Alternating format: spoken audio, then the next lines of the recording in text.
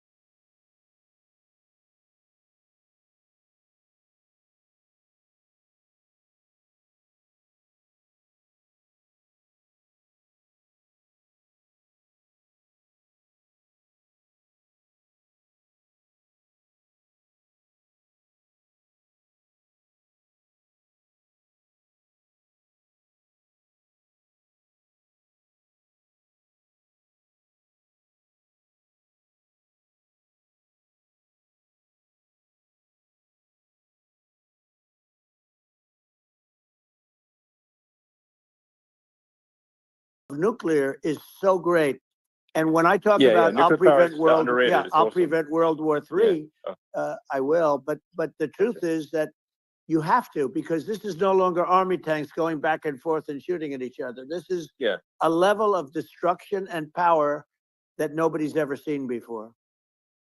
Yeah, and actually, there's the bad side of nuclear, which is a nuclear war, very bad side. But there's also, I think, nuclear electricity generation is underrated. You're right. And it's actually, people have this fear of nuclear electricity generation, but it's actually one of the safest forms of electricity generation. It's just a huge misunderstanding.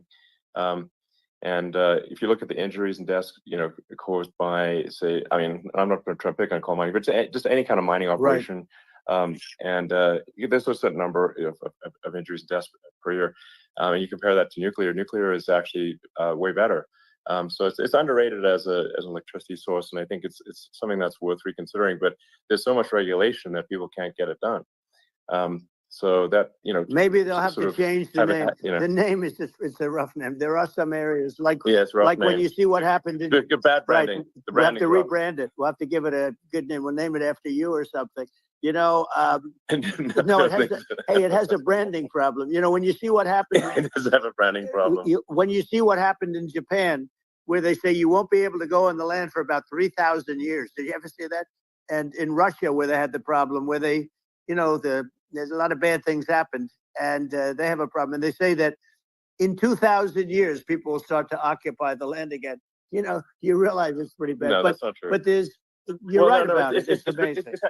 It's actually not that bad. So like after Fukushima happened in Japan, like people were asking me in California, are we worried about like a nuclear cloud coming from Japan? I'm like, no, that's crazy. It's not even dangerous in Fukushima. I actually flew there and ate locally grown vegetables on TV to prove it. And I donated a solar water treatment, a solar powered system for a water treatment plant. And but you haven't been feeling so well lately, and I'm worried about it. No, but I mean, I'm only kidding. It's fine, It's like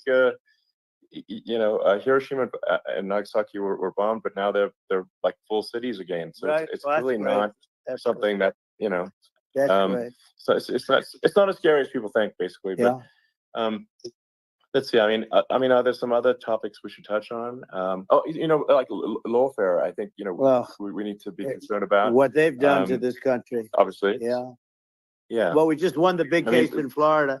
This was a Biden administration did something that's never been done in this country, and that's go after their political opponent, me, with this nonsense and just nonsense. And the big case in Florida we won, but they always pick a judge and a jury, and they use local DAs, they use the local attorney generals, like Fani, Fani, spelled F-A-N-I, Fani. And it's all a big hoax, and it's all run from there. Like in Manhattan, one of the top people from the Justice Department went in, ran Manhattan, ran the state. The Letitia James deal was run by a person from the Department of Justice, Biden. They've never done this before, and they set up a very bad precedent. It's called lawfare, warfare. It's a terrible thing. Never happened in our country. It does happen in banana republics and third world countries, but it's never happened. And the incredible thing is it actually drove my numbers up because people see, fortunately I have a platform like you, or, in all fairness, like a conversation like this, where I can talk about it and people understand. I mean, you fight for election integrity and you end up getting indicted because you're fighting for election integrity. And when the day comes that you can't fight for election integrity, you don't have a country anymore. So what happens is they went after their political opponent, me. Now Biden's, close to vegetable stage, in my opinion. Okay. I looked at him today on the beach and I said, why would anybody allow him? The guy could barely walk. Why would anybody allow him? Does he have a political advisor that thinks this looks good? He thinks this looks good because it looks so bad, and it's ridiculous. I mean, and he's been doing that for a long time. He can't lift the chair. The chair weighs about 3 ounces. It's meant for children and old people to lift, and he can't lift it. The whole thing is crazy. Well, he's clearly not, I mean, he's clearly like, we just don't have a president right You now. don't have a president, and she's going to be worse than him because she is a San Francisco liberal who destroyed San Francisco, and then as Attorney General, she destroyed California. You talk about location, and we're talking about the sun and the water and all. There's nothing better than California. She has destroyed that. She was the original DA. She was the original in San Francisco. She was the original Attorney General in California. What she has done to California is, well, you know better than I do. You just left California for a lot of those reasons. And what she's done with crime, with cashless bail, where you kill somebody. I mean, we have states there you kill somebody and they let you out right away. I mean, you don't have to even put up, and then they never find the people unless they kill again, and then they let them out again. Our country is becoming a very dangerous place, and she is a radical left San Francisco liberal, and now she's trying to protect. Now she's looking like she wants to be more Trump than Trump, if that's possible. I don't think it's possible, but she wants to be more Trump than Trump. Yeah, I want a wall. I think that's she wants to release all the prisoners that are in detention, and some of these guys are really bad. Right. That just came out today. She doesn't want to build the wall, even though the walls work. Walls and wheels. In your business, everything you do is obsolete, almost, well, not the tunnels, but everything is obsolete. Even your rocket ships, they're like a month later, they're obsolete. You find a better way to. The only thing that's not obsolete is a wall and a wheel. And the wall, I built hundreds of miles of wall, and that's why we had such good numbers. I was going to add 200 miles. We bought it. We could have flipped it up in 3 weeks, and they sold it for 5 cents on the dollar. That meant, I said, wow, that means that they actually do want to have open borders. She wants to have open borders, and now she's going like she's tough on the border. It's such a lie. Yeah, this is simply not true. This is simply not true. And everybody knows it's not true. It's a disgrace that she can say it. No, I mean, obviously, what's happening sort of overnight is they're rewriting history and making Kamala sound like a moderate when in fact she is far left, like far left. Worse than Bernie Sanders. She is considered more liberal by far than Bernie Sanders. She's a radical left lunatic, and if she's going to be our president, very quickly you're not going to have a country anymore. And she'll go back to all of the things that she believes in. She believes in defunding the police. She believes in no fracking, zero. Now all of a sudden she's saying, no, I really want to see fracking. If they got in, the day she got in, she'll end fracking. And by the way, if people didn't think that, the lunatics that really believe in that, they won't vote for her. Like the Palestinians and Israel. She is so anti-Israel, and she's bad for both. Biden actually did something that was impossible. Both sides hate him, both sides. That was a hard thing to do, unification. Yeah, no. I mean, Netanyahu came to give a talk to a joint Senate and House sitting, and I was there, and Kamala stood him up. What does that say? I think it's highly disrespectful. And I say, if you're a Jewish person, or if you believe in Israel, if you're a person that, is a very pro-Israel, if you vote for her, it's worse than Biden, and Biden was bad. But if you vote for her, you ought to have your head examined. And you see tonight, I mean, as we're doing this, I'm seeing reports coming that they expect an attack tonight or tomorrow from hundreds and maybe thousands of rockets. You know, their Iron Dome, as they call it, as we all call it, but their shield that they built, that can be swamped. We'll use a term that's appropriate, swamped. But they swamp it by shooting enough missiles. You know this better than anybody. By shooting enough missiles, they can't defend themselves. You know, they just obliterate the whole place. And that's what some people think they're looking to do. And we have no leadership. There's no respect for the United States of America with these people. And I'm telling you, she'll be worse than him, because she's a believer in being radical left, and he wasn't.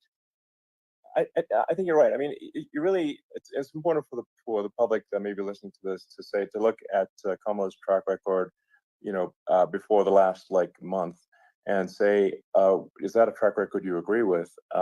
And I think if you're an independent moderate, you definitely would not agree with it, because it is her behavior has been far left, and we're seeing just an overnight propaganda attempt to rewrite history and make it sound like Kamala's moderate when she in fact is not moderate.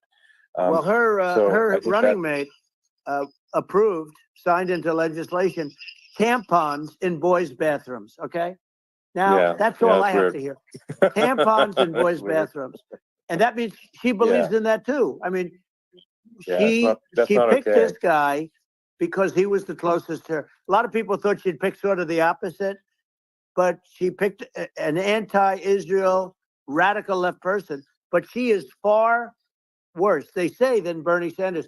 If we have her as a president, if we have a Democrat at this moment as a president, I don't think our country can survive.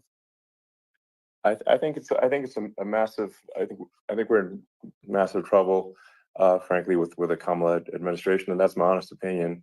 And I think really it's essential that you win for the good of the country for this election, and I mean that's understating my opinion. Now, you know, you may have seen this, but I got a letter from the EU Commission, saying, you know, to not have disinformation on during this discussion that we're having, and you know, there's a lot of attempts to do censorship and to force censorship even on Americans from other countries, and you know, what do you think about that? Well, I know the European Union very well. They take great advantage of the United States in trade, as you know. We, through a different forum, NATO, we protect them. And yet, if you build a car in the United States, you can't sell it in Europe. You just can't sell it. It's impossible. The same thing with our farmers. Our farmers find it very difficult to do business. You know, we have a deficit with them of $250 billion, which people don't know. It sounds so nice, the European Union, but let me tell you, they're not as tough as China, but they're bad. And I let them know it. And that's probably why they notified you. No, they don't treat our country well. We defend them, you know, with Ukraine. So we're in for 250 billion, and they're in for about 71 billion, and they have the same size. If you add up the European nations that, you know, in terms of an economy, it's about the same size, when you say, as us. And they're in, and they're in much greater risk. They're right there. We have an ocean separating us from, in this case, the enemy would be Russia. It used to be for the Soviet Union, but let's assume they're close enough. And what happens is they're in for 70-something million. I think even less than that, billion. And we're in for about 250 billion, and it could be a lot higher than that. And I say, why aren't you going to equalize? Why aren't they paying what we're paying? And they're in much more, you know, it's much more important for them because of the fact that, you know, they're right near there. I mean, they're all sort of in that location. We're not.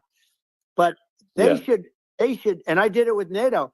There were only 7 countries that were paid up in NATO out of 28 at the time. And the United States was the United States was subsidizing NATO, tremendously subsidizing NATO. And I said, I went in and I said, you got to pay up. If you don't pay up, we're not going to defend you any longer. I took a lot of heat But you know what happened? Billions and billions of dollars came flowing in. And Yeah, you know, I think a lot of the public isn't aware of the fact that the United States pays a disproportionate share of the NATO expenses. and then we get even though, taken like, advantage of on trade. So think yeah, about it. well, I mean, the point of NATO is defending Europe, and it's it's like, then okay, well, why is the United States paying disproportionately more to defend Europe than Europe? That doesn't make sense. That's unfair, and that is an appropriate thing to address. Well, you know, when you talk about so- cost cutting and savings and everything else, I mean, honestly, look, there's nobody that feels worse about the Ukraine situation than I do, because I know it would have never happened. I know Zelensky, he was very honorable to me, because when they went with the Russia hoax and they said I had a phone call with him, he said it was a perfect phone call. It was a great phone call. He could have grandstanded and, you know, said, oh, he was very threatening. He said, no, it was a very nice phone call. I called him up to congratulate him on his win, and you end up getting impeached because these people are lunatics. Yeah.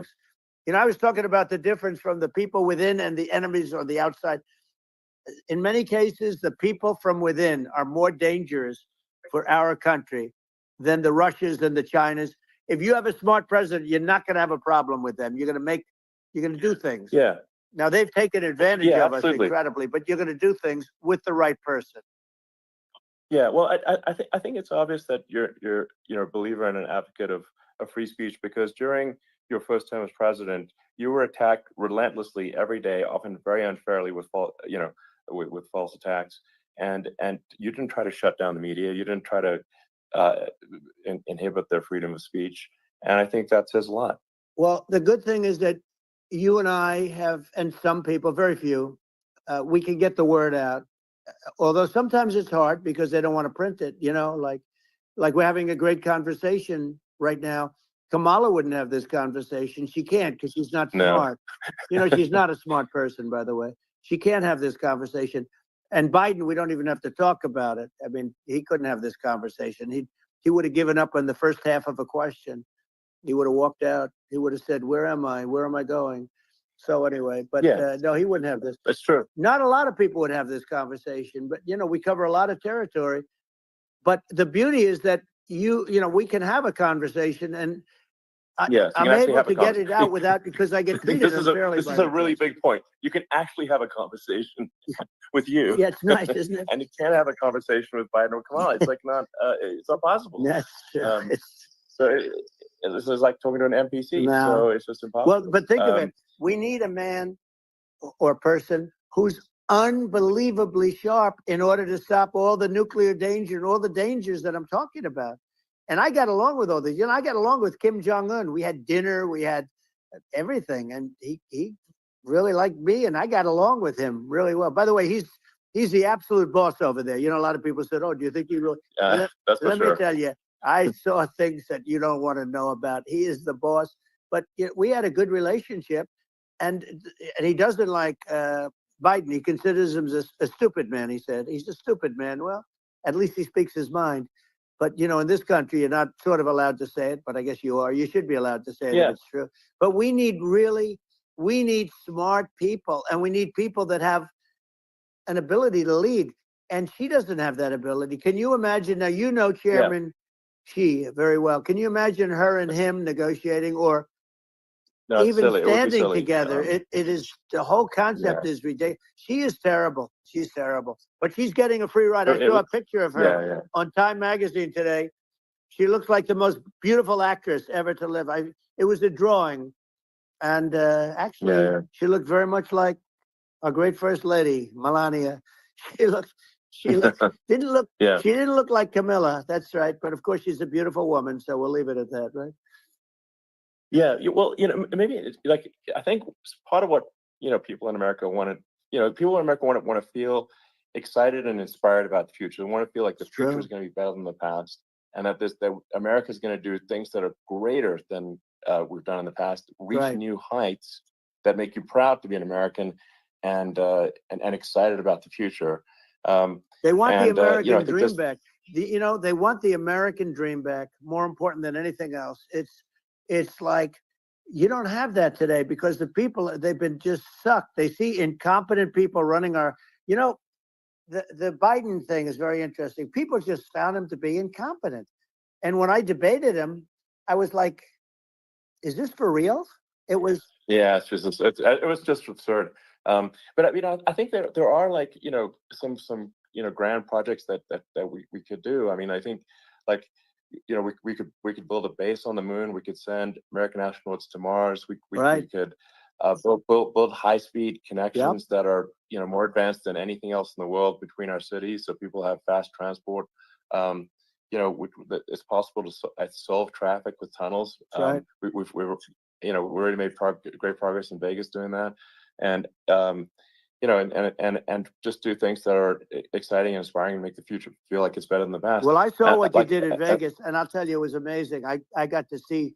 I took a big glimpse at it, and it's incredible. It's incredible, and you could do that all over. You could do that all over. It's deep. Yeah. You don't even need much structure, assuming you're in the right area. No, it's straightforward. It's amazing.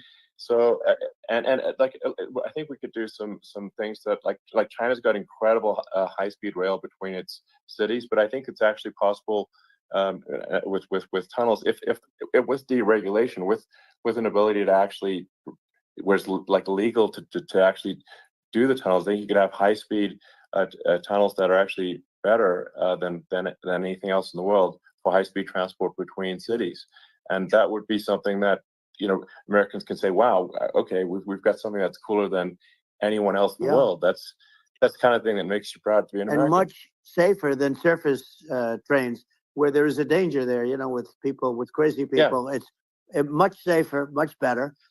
And it's sad, because I've seen some of the greatest trains. I find it fascinating. And I've seen the systems and how they work, and the bullet trains, they call them, I guess. And they go unbelievably fast, unbelievably comfortable, with no problems. And we don't have anything like that in this country, not even close. And it doesn't make sense that we don't. Doesn't make sense. Yeah, and I think also, like, there's, I'm kind of hopping on the excess regulation, but I think something that I think people can generally understand is that what happens with laws and regulations is that there's more and more of them every year, and unless there's a process to clean them up, eventually everything becomes illegal, and that actually it slows down the development of new technologies. I mean, if you take the sort of, like, I think there's room for some reform at the FDA for improving the speed with which we approve drugs that could help save lives and improve people's lives. And I worked very hard on that. We got that down to the lowest number ever, and we got therapeutics approved in the FDA that people can't even believe the speed. But I took them on. I don't think they like me too much, but I got things approved in the FDA at numbers that they wouldn't believe. And it's a very bureaucratic group. Actually, it's a fine group of people in many cases. I got to know a lot of them, but I was pushing them really hard for Regeneron, for so many different things that were really pretty amazing. But the FDA takes too long. It's 12 years to get a product approved. I got it down to 4, and I got some things done very quickly. But it's really something that is going to have to be worked on, because it takes too long. Just takes too long. Yeah, it just takes too long, and it's you end up in the same with the approval, but it's just it takes years instead of something that I think could potentially take months, and that improves people's lives. I think I just wanted to hop on this point that, like, there has to be an active process for reducing rules and regulations, because otherwise they just keep building up every year, and you get, like, hardening of the arteries, and eventually everything's illegal or takes forever, and then we just ossify as a society. We can't make any progress, and it's a really big deal. Elon, just getting back to the FDA for 1 second, I got something done called Right to Try. This is where you can go in, and if you're terminally ill, you can use a space age, medicine or whatever it may be. We have the best doctors, the best labs in the world. We really do. But people would go to other countries because you couldn't use the product, even if they thought it worked, because it's going through the FDA. I got it approved where you can, you basically, look, nobody wanted, the doctors didn't want it because of the liability. The country didn't want it, our country, because they didn't want to get sued. These are people terminally ill. The insurance companies didn't want it, and the pharmaceutical companies, nobody wanted it. I got everybody into a room, and we came up with an agreement that you won't get sued. And also, they didn't want it on their record. If somebody's terminally ill and they die after taking a drug, they didn't want that on their record. So we set a separate list if somebody was, so it wouldn't count as a negative. Yeah. Okay. And as you know, we got it done. We have saved right to try. They've been trying to get this done for 58 years, and it sounds simple, but it wasn't, because I mean, the insurance companies, nobody wanted it, but we got it done. Sure. Somebody signs, you sign a document that you're not going to sue the insurance companies, the country, you're not going to sue anybody. And we got it done, and we're saving tens of thousands of lives. Right to try. Hopefully you never need it, but if you do, you don't have to travel to Asia. People, if they had money, they go to Asia, they go to Europe. If they don't have money, they go home and die. That's what happened. They'd go home and die. Yeah. Well, I mean, and actually, to give Europe some props here, it's like if a drug is approved in Europe, which has a crazy amount of regulations, it should obviously be approved in the U.S. Yeah. I mean, they get more regulations than we do. So why would a drug be approved in Europe and not in the U.S.? That's crazy. Well, we did it. We did something that really, they've been trying to do it for 50 years, and they just couldn't get it done, and I got it done. And it's really something. But you're right. Some people go to Europe because a drug isn't approved here, but it's approved in Europe, and it's a drug that, generally speaking, would work. It's pretty crazy. Absolutely, you're right. And I think so, as long as people are properly informed of the pros and cons, and like these are the risks, this is the risk, and like you make your own decision. That makes sense. Well, I think just in sort of closing up, and by the way, I'm looking at the numbers. You got a lot of people listening.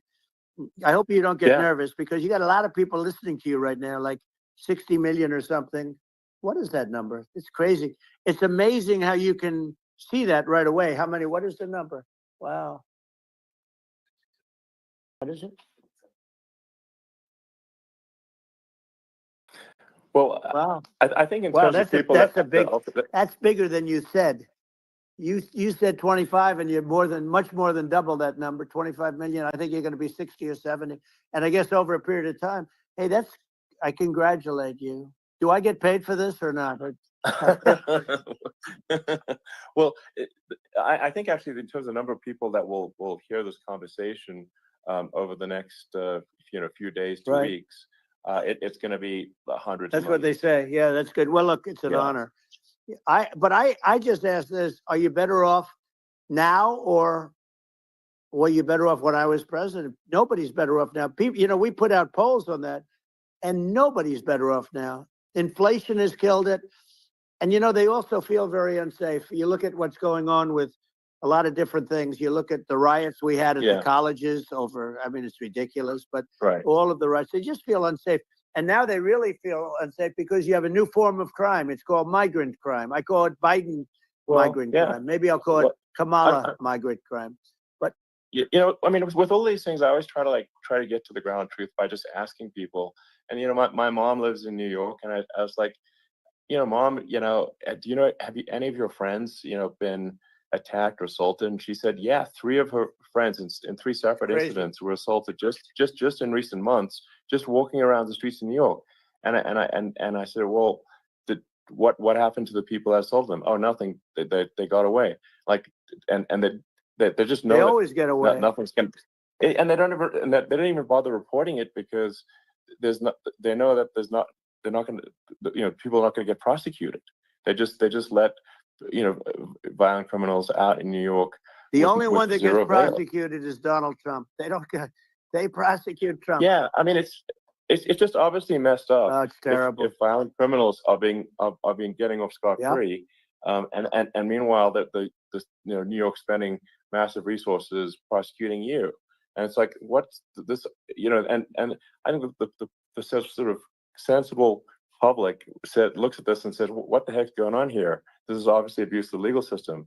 The legal system is supposed to be protecting the public from violent criminals, and it should be obviously allowing the public to make their own decision about who should be president, as opposed to some legal case. Once they start this precedent, because this can go on with the next one. I mean, this is a very bad precedent what they're doing in terms of going after their political opponent, and that's all it is. It's going after their political opponent. And then you get a judge who's, you know, a strong Democrat, and I'm being nice when I say that, in many cases crooked as hell. But you get a judge and you go into an area where a Republican gets 3 or 4% of the vote, and you know you'll have a jury pool with people that hate Republicans or hate. It could also be the other way, though, because it could start the other way in areas where they hate Democrats, and you get into a Pandora's box. It's a very dangerous thing for this country, and a very dangerous thing even for the state. New York City is losing. New York City and state lose a lot of business over what they did to me, because these people say, we don't want that to happen to us. That's no justice system. You have an unfair system of justice, and it's costing New York State a tremendous amount of money. People are leaving and companies are leaving, and they won't come back. So, you know, all of that stuff is important, but the economy now is the big thing, and we can turn that economy up so fast, and people are going to be back again. We're going to get rid of inflation. I think there's a lot of opportunity. Right. Absolutely. So, and I just want to, I want to congratulate you. You've done an amazing job. You have definitely got a fertile mind. You know, we can talk, you and I can talk about rockets. Well, it's kind of you to say, thank you. Tunnels, we can talk about tunnels and rockets and electric cars, so many things. And now you're into the AI, and that's going to be another beauty, I'll say. So it's an amazing thing you've done, Elon. It's an amazing thing, and I congratulate you. I mean, thank you. And well, I mean, I just say here, you know, here's to an exciting, inspiring future that people can look forward to and be optimistic and excited about what happens next. And that's the kind of future that I think you will bring as president, and that's why I endorse you. Well, I appreciate that. That endorsement meant a lot to me. Not all endorsements mean that much, to be honest. Your endorsement meant a lot. And, you know, we have a phrase, make America great again. It's pretty simple, but it really says that we want to make America great again. And we can do it. We can do it now. But if we were going to suffer another 4 years like we suffered for the last 4 years, I'm not sure the country can ever come back. That's how bad it is. It's so bad. We have to do a lot of things. I think that's a very real risk. It's a big risk. That's a very real risk. Yeah. And it's, you know, I'd just like to note to people listening, like I've not been very political before. And if you look at my record, I've actually been, I'm not like, sometimes they try to paint me as like a far right guy, which is absurd, because I'm like making electric vehicles and, you know, solar and batteries, helping them with the environment. And I actually, I supported Obama. I stood in line for 6 hours to shake Obama's hand when he was running for president. And, you know, so it's not like I'm like some sort of dyed in the wool long-term Republican. I call myself, you know, historically a moderate Democrat, but now I feel like we're really at a critical juncture for the country, you know, I think a lot of people thought, you know, the Biden administration would be a moderate administration, but it's not, and obviously, we're just going to see an even further left administration with Kamala. That's my honest opinion. I mean, her dad is literally. I mean, she was brought up as an actual. Her dad is a Marxist economist. You can Google it. I mean, it's not we're not making this up. You know, that's how she was brought up. So, and we want to have a future that is prosperous. And I think we're just at this critical juncture. And I think this is a case of the America. Is kind of at a fork in the road, and true. And I think it will take the path to, like, you are the path to prosperity, and I think Kamala is the opposite. Then that's my honest opinion. I'm gonna get attacked like crazy, and you know, I've also experienced quite a bit of lawfare myself, but I'm just trying to tell people my honest opinion, and I haven't been really active in politics before, and I'm just trying to point out that my track record historically is been moderate, if not moderate, slightly left, and so this is to people out there who are in the moderate camp to say, I think you should support Donald Trump for president, and I think it's actually a very important junction in the road, and we're in deep trouble if it goes the other way. Well, I want to thank you, and you know, I actually always did think of you as somewhat left. I must say that. So it's even more of an honor to have your endorsement. I know how strong you feel about it. But, you know, when you think of her, San Francisco, 15 years ago, I had a great friend, Bob Tish. He said it's the greatest city in America. And now it's almost not livable there. and California likewise. And she was involved in the destruction of San Francisco and the destruction of California. And she will be involved in the destruction of our country if people are so unwise as to elect her. And I hope that doesn't happen. And I hope the elections are going to be run honestly. And we're going to turn this country around. We're going to do things that, and we can do it fairly quickly. And we have to get rid of the criminals that have been, given to us by other countries as they laugh. They laugh at us. They think we're stupid to accept these people. These are radical, stone cold killers in many cases and terrorists. And they're in our country by the hundreds of thousands. Yeah. And we have to take them out. Yeah. I mean, if I could summarize it, perhaps, I think these are issues that I think most people in America would agree with, which is that we want safe and clean cities. We want secure borders. We want sensible government spending. We want to restore both the perception and reality of respect in the judicial system. Just stop the lawfare, and I think that's like. And how are those even right-wing positions? I think those are that's just common sense, and that's. I mean, would you agree with that? 100%. I don't understand. The whole. They call it progressive. They don't like the word liberal anymore, but call it liberal or progressive. I don't understand how somebody could say that it's okay for them to empty prisons into our country. And again, I told you their crime rates all over the world are going way down, which makes sense. In fact, the next time what we'll do is if something happens with this election, which would be a horror show, we'll meet the next time in Venezuela because it'll be a far safer place to meet than our country. Okay, so we'll go, you and I will go and we'll have a meeting and dinner in Venezuela because that's what's happening. Their crime rates coming down and our crime rates going through the roof. And it's so simple. And you haven't seen anything yet because these people have come into our country and they're just getting acclimated. And they don't know about being politically correct law enforcement or lack of law enforcement.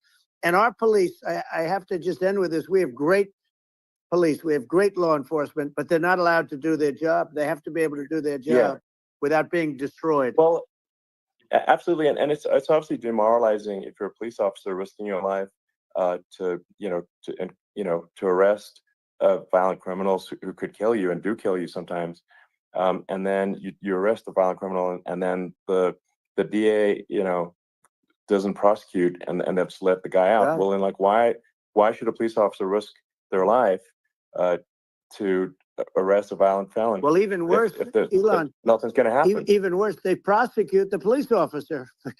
They go after it and they prosecute the police officer and they take away his pension. They take away his job. He loses his family. He loses his house. Well, I thought it was very telling, like incredibly telling, that when there was that case where sort of a gang of thugs beat up police officers. I think it was in Times Square in New York, and then nothing happened to those guys. They were let out, zero bail. And I think a bunch of them were given free tickets to California. Well, what is I mean, that is a gross indignity against the United States, and that's how. I mean, this is insane. Like, have we lost all pride? How can such a thing be allowed to occur? I've never seen anything. We see where they get shot. It's a very dangerous profession, but it's something they're very proud of, and they want to be able to do their job. But I've seen them get shot. I've seen a lot of things. But I've never seen where these guys are standing in the middle of a big street, everybody watching them, and they're literally boxing, like punching, stand-up fighting a police officer. There were two of them, and you had about six of these guys, and they're punching the hell out of them. And in their own country, they would be dead if they did that. They'd be shot. They would be shot instantly. And, they come from these countries, and it's taking them a while to realize that we don't do that in this country. But in their own country, if they stood on a street and had a fight with a police officer, they would be shot. There's no political correctness. And it's such a sad, it's such a sad thing to see. And that's the reason you have crime, by the way, because we don't do anything about it. Yeah, we just cannot have a situation where our police officers are beaten up on camera by a gang of illegal immigrants, and then nothing happens to the guys that beat up the cops. I mean, and they're let out.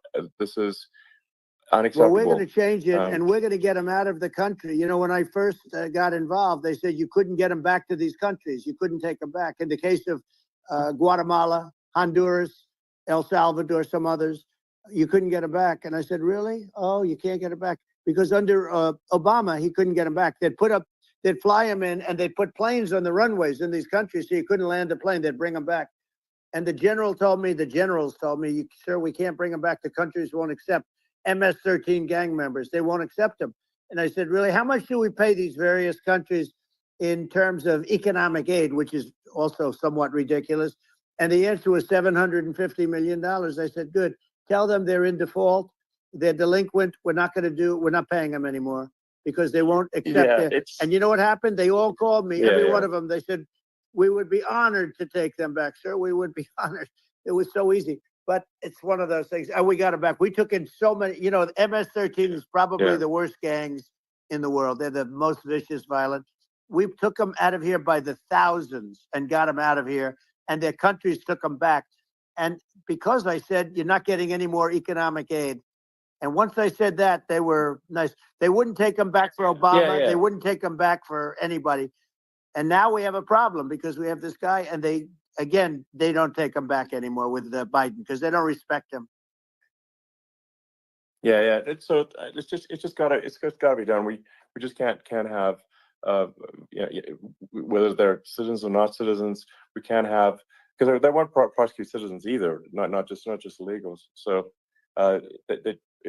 you can't have violent, repeat violent offenders that are not that don't get incarcerated. That's right. Because they will obviously, by definition, continue to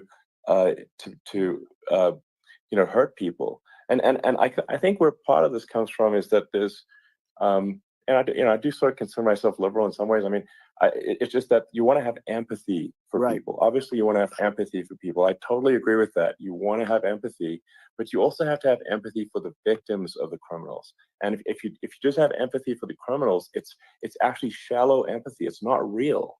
You're not thinking. You're one layer deep empathy. You got to say, like, what if you don't incarcerate this person? Who are they going to hurt? They might kill someone. They might rape someone. If you don't incarcerate them, you have to have empathy for the victims. And there's a lack of empathy for the victims of the criminals, and too much empathy for the criminals. It doesn't make sense. That's why you want to have deep empathy for society as a whole, not shallow empathy for criminals. Right. And we have to give our police officers the dignity and the respect that they deserve. And we have to let them do their job. They can do a great job, but we have to let them do their job. And if we don't do that, it's going to all disappear. There's never been a society like this where you're allowed to do anything you want and nothing happens. And I'm talking about violent crime. And it's going to get more violent because these are really, really violent people. And we're going to get them out of our country, and we're going to get them back to because they were sent here by the presidents and by the various people that run those countries. And I know every one of those guys. And they're smart people, and they're streetwise people. And they really think that the USA is stupid. They think we're run by stupid people, and they happen to be right. But when I was there, we had no problem. We got them out. We took out thousands of MS-13 gang members. We brought them back. And now, again, it's the same old story. We don't do it. And they actually gave them a big increase in aid. They raised it up to billions of dollars, and they get nothing for it. So, I hope everybody's going to vote for Trump, and we're going to get this country straight. Yeah. And I didn't need this. I didn't need this. I had a very nice life. I didn't need to go through court systems and go through all the other stuff and run at the same time. I have to run. I have to go through fake trials with, in some cases, corrupt judges, totally corrupt judges. I didn't need it. I had a nice life. I have great locations. I have beautiful oceans that I have places. But I felt it was important. And if I had to do it over again, you probably think I'm crazy for doing it, actually. But if I had to do it over again, I would have done it over again, because this is so much more important than me or my life. We're going to save this country. This country is going down. And these people are bad people that we're running against, and they're liars. They make statements. They do things that are so bad. They say they're going to make a strong border. They say they've been great on the border, and they've been the worst in history. They say they're going to stop crime. Like, the facts speak for themselves. It's so incredible. Speak for themselves. Like it's got to the point where people just don't even bother reporting crime in a lot of cities because they know nothing is going to happen. That's what I hear anecdotally from people all the time. So it's just my values. I'm just saying to people out there, like the things I think are important for the future is like we've got to have safe cities, we've got to have secure borders, we've got to have sensible spending, and we've got to have deregulation, and so we can have a prosperous future. And then we want to have some exciting, sort of moonshot projects that people can get fired up about. And that's the future I'm looking for. And I'm pro environment, but I'm not against. I'm not like I don't think we should vilify the oil and gas industry because they're keeping civilization going right now. And but I do think we want to move at a reasonable speed towards a sustainable energy economy. Those are my values, and I think and so I mean that's why I'm supporting you for president. Well, I appreciate it. We're going to give incentive to companies to come into our country, not to leave our country. We're going to be giving tremendous incentives. We want companies to build here, not to build in other locations. And we want to create jobs. And again, it's about the American dream. You don't hear about the American dream anymore, Elon. You don't hear. You're the American dream in the truest sense, but you don't hear about the American dream anymore. And you're going to hear about it. People, they need that incentive to go out and do it. And they're going to love their lives. I mean, they're going to look forward to getting up in the morning and going to a job that they love, not a job that they can't stand, or not any job at all where they have no money, where they literally have no money, and then they end up with violence and lots of other problems. No, we're going to do some great things. And I learned a lot in the first. We had a great economy and all of that. We rebuilt the military. We did so much, but I also learned the best people. I learned the good people, the smart people, the dumb people, the people that can do things. The people, you learn. When I first came in, I tell people I was in Washington, D.C. only 17 times, according to the fake news media. I was in 17 times. I never stayed over. And you don't know people. You rely on other people to give you names, and then you realize the people you relied on weren't so good. Now, we had great people, but we also had some where I wouldn't have, used them had I known. Now I know everybody. And I think we're going to really turn things around fast. We have no choice. Otherwise, we're not going to have a country. And I really appreciate this. To me, it's been a lot of fun being with you. You're an amazing guy. You've done an incredible job and a great inspiration to people, a great inspiration. And I hope you keep going and just continue to do well. And we're going to have a big election coming up. And I think November 5th will be the most important day in the history of our country. I think that election will be the most important election. And I think it'll end up being maybe the most important day in the history of our country, because if we don't win, I just feel so sorry for everybody. No, I think we're at a fork in the road of destiny of civilization, and I think we need to take the right path, and I think you're the right path. So I think that's what it comes down to. Thank you very much, Elon. It's a great honor, and we'll do it again sometime. And it's been really fun, and I hope you got a lot of viewers. I hear you got a lot, but I hope you got a lot. I know you got a lot of them. So I appreciate it. I'll see you soon. All right, sounds good. Thank you.